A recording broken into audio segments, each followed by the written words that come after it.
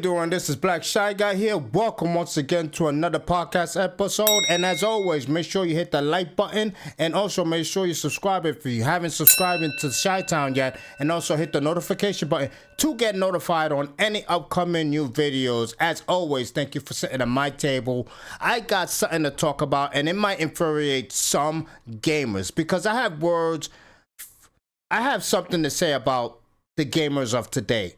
Obviously, gamers of today have a lot to say in how successful a game is, especially when a lot of them get together to bombard a certain trailer just so it can crash and for the developers to turn off comments, etc. We've seen this in Dragon Age. We've seen this in The Last of Us. We've seen this in also the brand new game that Naughty Dog has created. We also seen this in The Witcher, the brand new Witcher game starring Ciri as the new protagonist and also obviously the new Witcher. So many things has been going on with the brand new development and how games are accepted, especially when a new trailer comes out. And the problem is, are gamers going too far with their critiques on certain developments of the games that are coming out?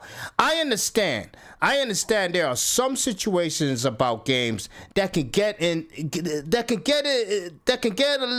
little nerve-wracking. It can get a little nerve-wracking. For example, Dragon Age has a certain cutscene, and I'm gonna tell you, me being a Dragon Age player, I've played at least 94 hours of the latest Dragon Age, the Veilguard, and I'm gonna tell you, to be honest with you, it was an amazing game. It was an amazing game. But for those who didn't purchase the game for the simple fact of a certain cutscene, I can understand your frustration. I can understand your anger. You have all the right in the world to stand 10 toes deep and not purchase the game, because I was also upset of why they inputted that in the game that did not have to be in the game. But I'm gonna let you know one thing. The reason I still purchased the game is because I know their resume. They have not made a bad Dragon Age game. And for me to ignore an entire 100% of the game for a cutscene, and I'm gonna let you know that cutscene is not long whatsoever. If you don't even have to do her story. You don't have to do Tasha's story, from what I gathered. Obviously, there's some parts you're gonna have to do, but you don't have to do her side story. You don't have to focus on her and turn her into a Veilguard whatsoever. I made her a Veilguard because I wanted to turn all my characters to Veilguards, especially my favorites. But Tasha's story is not even, I kid you not, her cutscenes together is not even 4 minutes long. So for me to ignore an entire game for a certain cutscene that is upsetting, to me, it's ridiculous. It's ridiculous. And once again, I'm going to sympathize with you guys who didn't purchase Dragon Age for that cutscene. I understand. Stand 10 toes deep in what you believe in. But you're missing out on an amazing game. The story is amazing. The battle system is amazing. Yes, there are certain aspects of when it comes to the enemies, a lot of them that are basically sponges. You got to hit them 100 times or whatever the case may be. But at least it allows you to enjoy that battle system that I found so captivating. And another thing, even if you do not wish to purchase the game because of that cutscene, you can at least watch somebody play it. You know what I'm saying? It is what it is. I know a lot of you guys did that. But this is one of the aspects of what's hurting a lot of developers, because it's making them afraid to make games off of reality. Because yes, some parts of reality you should leave out of games. I totally agree with that. I totally agree with that thought. Some reality should stay out of video games. But then you got some ridiculous situations like The Witcher, the brand new Witcher that came out, the brand new trailer that I went crazy for. I absolutely love the fact that Ciri is the new protagonist, because obviously everyone who truly played The Witcher and also read the books, Geralt's story is over. It's over. It's time for the new Witcher. It's time for Ciri to take over.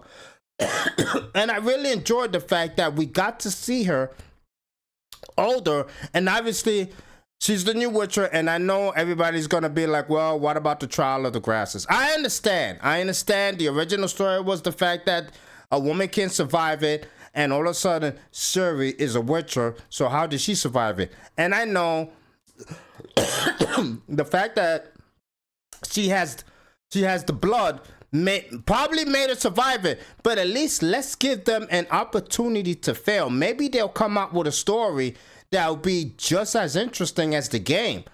You gotta give them a chance. You can't just knock 100% of the game for the simple fact that, number one, Ciri is the new protagonist. Number two, she seemed like she passed the trial of the grasses for no logical reason other than whatever you're assuming. So at least give them an opportunity to show you the story. See as to why Ciri became a Witcher, and how she became a Witcher, and how she possibly passed the trial of the grasses. Or maybe she didn't have to do the trial. You never know. Let's wait and see. I think a lot of people are jumping. Excuse me, I'm coming down. I'm getting over a cold. I apologize. You gotta give these developers an opportunity to fail. A lot of people are jumping down developers' throat, despite their resume as well, because Project X has not made a bad Witcher game. All their Witcher games are amazing. So what are you saying? You're not going to get the game just because Ciri's a protagonist and all of a sudden she seemed like she passed the trial of the grasses? And yes, despite the fact that it's different from the storybook, I understand. It's different. It's understandable. But let's see what they come up with. And let's see if their story comes up to be lazy. I really recommend you watch a channel who expressed it in such a fantastic manner. She has a channel, it's called Wera, W-E-R-A. She's a Witcher fanatic. She knows the story from head to toe. She's amazing in describing every single detail of The Witcher. And I liked the way she expressed it as well, and how she felt about the fact that Ciri is a Witcher and did she pass the trial of the grasses. So I recommend you go to her channel, hear her explanation, because she explains it best. She explains it even better. She's amazing at describing any Witcher story. She describes the whole series in such a fantastic way. It puts me to bed sometimes. I listen to it. It's amazing. But anyway, make sure you check out her channel. And also, there's another game that's receiving a lot of hate as well. Obviously, we know the history of The Last of Us.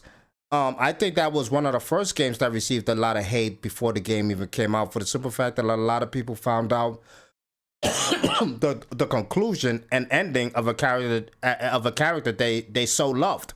And yes, did Joel meet his demise? Absolutely. That's unfortunate.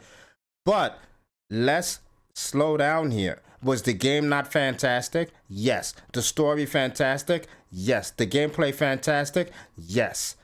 I enjoyed the hell out of The Last of Us. And yes, was there a certain agenda being pushed in The Last of Us Part 2? Absolutely. I'm not going to deny that. Trust me, I don't stand above correction. Make sure you put all your comments down below and express how you feel and what's going on with gaming today. And especially how people are basically attacking developers down in the comments and making them shut down comments and not allowing other fans to express their gratitude to what they made. It's a crazy thing happening in gaming today. I mean, The Last of Us was a fantastic game, and despite the fact that Joel died, I enjoyed the hell out of the game. And me being very logical, I believe Joel had it coming, especially after you found out what he did to that girl's father. So it is what it is. Things happen. It is what it is. And also, the fact that developers are having to explain themselves to these people who are basically coating their game down to oblivion, making them turn off comments, I think they should leave their explanations down to the release of the game. Stop trying to explain yourself to ravaging fans that have no sense in how to have a decent discussion. I really think when you waste your breath trying to have a decent conversation, a civilized conversations with people who don't see any logical explanation to what you're trying to tell them, don't waste your breath. There's no point in wasting your breath.